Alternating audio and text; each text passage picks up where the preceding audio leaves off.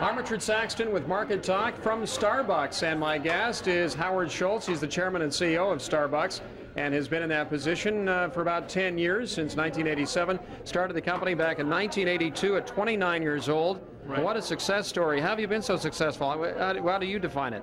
Well, I think I define it in a number of ways, beginning with the quality of the coffee. But I think what we've tried to do is really build a different kind of company, a company that not only has built a dynamic brand, but has shared its success with its employees.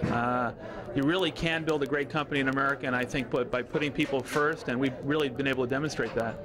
All right, you went public June 26, 1992, so just over 5 years ago. The stock is up 925%.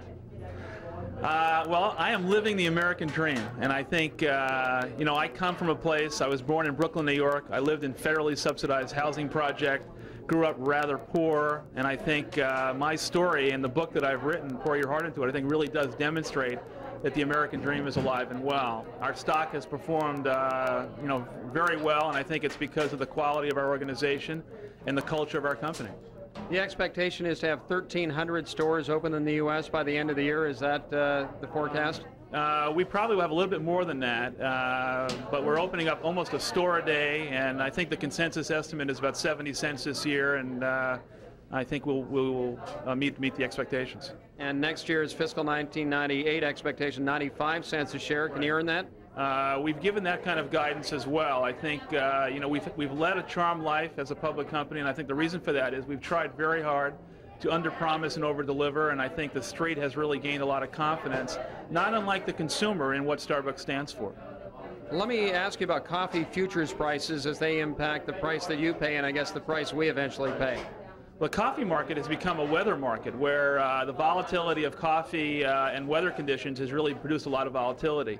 We've had a frost. Now people are worried about El Nino. The good news is Starbucks has bought most of the coffee it needs for fiscal 1998, so we're in very good shape. Do you use coffee futures as a hedge or a way to help your inventory? Not really. I mean, we've left that business to others. We're a coffee company and a retailer at heart, and we'll stick to our knitting and leave the speculation and the future pricing for others.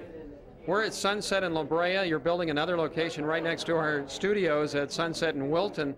Oversaturation, I guess, is a question you get a lot of. Are there too many Starbucks? Well, Starbucks is opening up a store a day. I think the customer votes. We're serving 5.5 million customers a week. The average Starbucks customer comes in about 18 times a month. I think we're far from saturation. We're just trying to get as close as we can to our customers and provide them with the kind of coffee and service they've come to expect from Starbucks. Every Starbucks in the U.S. and Canada is company-owned, correct? No franchises? Right. And I think that's a big distinction between us and other companies. All our stores are company-owned, and most importantly, Starbucks is the only company in America to provide equity in the form of stock options and comprehensive health care to all our employees, including the 65% that are part-time. All right, you're in Japan, Thailand, almost Korea, or are you in Korea? We're in Japan, Singapore, getting ready to open up in the Philippines.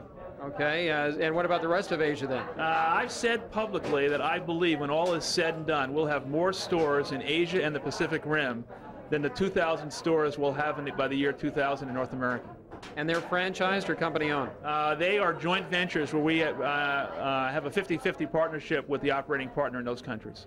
I think your idea came on a trip in Italy. You decided to do it. What about Europe? Are you going to open some Starbucks in Europe? It would be a great moment for me personally to be able to open up a store right in Florence, Italy, and who knows? I mean, I think Starbucks is going to be a global brand with stores all over the world, new products. We have the #1 coffee ice cream in America. We have bottled Frappuccino, and I think Starbucks will get to Europe. Let's talk a little bit about the coffee. I guess one of the keys to success is the premium brand and blend of coffees. What do you do to expand that, and how do you get it? Well, one of I think the interesting anomalies about Starbucks is we have built perhaps one of the most dynamic brands of the 90s without spending hardly any money on advertising. We've really proved that there is a paradigm shift going on with the consumer. You can build a national brand by word of mouth, and primarily by providing people with a world-class product and people behind the counter who are working the store are passionately committed to the company. And so what we're doing right now is extending the brand into new products. For the first time, we have created new products for complementary channels of distribution to leverage the brand. I mentioned ice cream. We have the #1 coffee ice cream in America. Great product. Now our joint venture with Pepsi-Cola, we have a new product which is bottled Frappuccino, which is the Frappuccino version of our most successful new product, which was blended Frappuccino at retail. And now we're testing for the first time in our history Starbucks traditional coffee by the pound in supermarkets, and we're testing it now in Chicago, Illinois.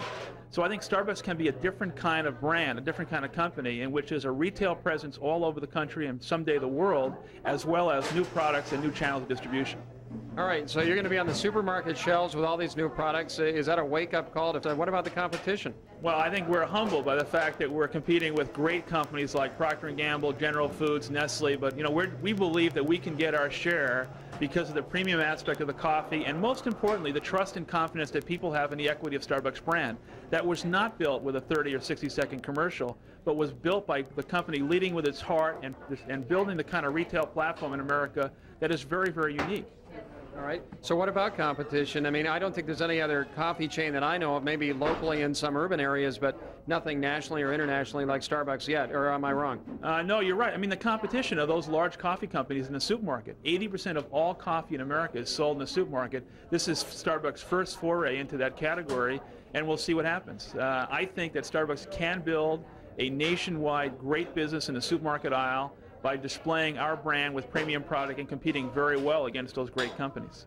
So what is the best or the number one product? Is it a regular cup of coffee, or is some of the neat little coffees that you've created?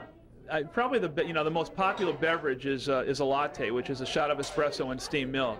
I prefer coffee specifically from Indonesia, so I drink coffee from Sumatra straight black. And our most popular coffee of the entire year is offered the week before Thanksgiving, and that is a unique blend for home use, which is Christmas blend, and that is with aged coffee, and we bring that out for people to enjoy it during the holiday season. Geographically, do you notice business different anywhere? I mean, you're from the Pacific Northwest. That's where you live in Seattle. I'm from that area, and I know those cold, dark, gray, about to rain days make you want to go in and have a hot cup of coffee. Do you sell better in those areas? There used to be some seasonality to the business, but I think once Frappuccino came and we developed an iced coffee business, we've been successful everywhere. I mean, Los Angeles has been a fantastic market for Starbucks. Before we opened here, they said Starbucks would never be successful because people don't walk in LA. And we were so heavily based on pedestrian traffic. But we've proven that Starbucks has become a destination. And in a way, Starbucks has become the third place in America, a beacon between home and work, and almost an extension of people's front porch, because there's nowhere to go anymore, and people are coming to Starbucks. So it's social. Now, what about the politically correct decaf? Because caffeine can be addictive and maybe not good for the health nuts. Well, 10 years ago, decaf represented less than 5% of our business. Today, it's almost 22%. So people, I think, are drinking more Starbucks coffee, but many of them are drinking decaf either during the day or at night. I drink decaf at night, and the signature decaf of Starbucks is that the great taste of Starbucks coffee comes through in our decaffeinated process. Joined the company in 1982, or did you really join the company or created it? No, I joined the company when we had 4 retail stores in Seattle, Washington. And then you just mushroomed it from there? Well, I went to Italy on a buying trip for the company in 1983. Starbucks never retailed a cup of coffee. What I saw in Italy was the connection and a sense of community that the coffee bar has. There's 200,000 coffee bars in Italy. We weren't doing anything like that. I brought that idea back, and I guess in a way, the rest is history. Where's the original one? The original Starbucks, still there today, is in the public market at Pike Place Market, opened in 1971. All right, let's talk about the book, How Starbucks Built a Company One Cup at a Time. Put your heart into it, and of course the author is my guest sitting here, Howard Schultz, the chairman and CEO of Starbucks. The book, you've got your mission statements in here, and you really spent a lot of time on employees and so on. What I wanted the book to show is that you can build the kind of company in America that is dynamic, that is growing, that is profitable, but most importantly values the people, in which people are not a line item. Starbucks has uniquely positioned itself as an employer of choice in which people are respected and dignified. I also wanted to show people that a kid who grew up in Brooklyn on the other side of the tracks without a Harvard degree, did not come from a wealthy family, can make it in America through passion and perseverance. And if my story could help somebody, inspire them in their own business or enterprise, it would be a great treat for me to be able to look back on that with great pride. What in the book do you think the coffee drinker would benefit most by? Well, I think they'll understand that the company is totally committed to pursuing the absolute highest quality coffee in the world. I also think that the book demonstrates the vulnerabilities of building a business and the responsibility that we have to our customers, to our shareholders, and to our employees. And I think it's a different kind of book. It's not really a business book. It's a book about a great story and a great American tale, I think. And I think it also demonstrates, as I said earlier before, that the American dream is alive and well. Let's get back to the numbers a little bit. I mean, I know because I bought these mocha frappuccinos. They're, what, over $3 for a large one, a tall. Right. I mean, how much profit are you making on a frappuccino or any of your other products? Well, you know, the gross margins of Starbucks are public. You know, it's roughly about 55 to 60% gross margin, but our cost of doing business is quite unusual in the fact that we're providing health care and equity to all our employees. What we've tried to do as an enterprise is make sure we're balancing the profitability with the social responsibility we have to the communities, to our employees. And I think, as you mentioned earlier, we have really performed for the street in really making sure that we continue to hit our numbers and do everything we can to establish the trust and confidence that the street has in the company. Starbucks will be $1 billion business this calendar year. I think the company is at its infancy in terms of the scope and scale of what's possible, and we are committed to building a global franchise. Your locations, which are company owned, are they real estate owned or are they leased? We lease all the stores. We're not in the real estate business, so there's long-term leases in which we really can leverage what we do best by buying and roasting the highest quality coffee in the world. Manhattan, Tokyo, some of these big markets have very expensive prices for leasing. Does it still make economic sense?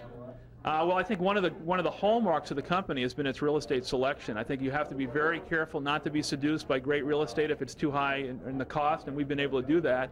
But certainly markets like New York and Tokyo and LA are humbling experiences when you look at the unit economics, and you've got to be very, very careful and not be seduced by the growth and development of a company, but make good, sound business decisions. Where do you like to put a Starbucks? I know there's a Burger King next door, and your new location down the street, a Burger King. Do you duel with another fast food or a quick service place?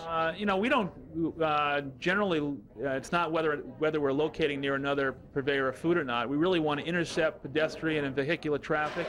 We want to be where people live, where they work, where they play, and we want to make sure that Starbucks is part of the communities in which we do business. And I think that speaks volumes to what we're trying to do as a company and really lead with our heart and show the social conscience that the company has. The book demonstrates that. Every single dime that I make from the book is going to literacy centers all across the country to help young people learn how to read and write. Terrific. I think my decaf frappuccino is ready. Howard, thanks for joining us. Howard Schultz, he's the author of Pour Your Heart Into It, How Starbucks Built a Company One Cup at a Time.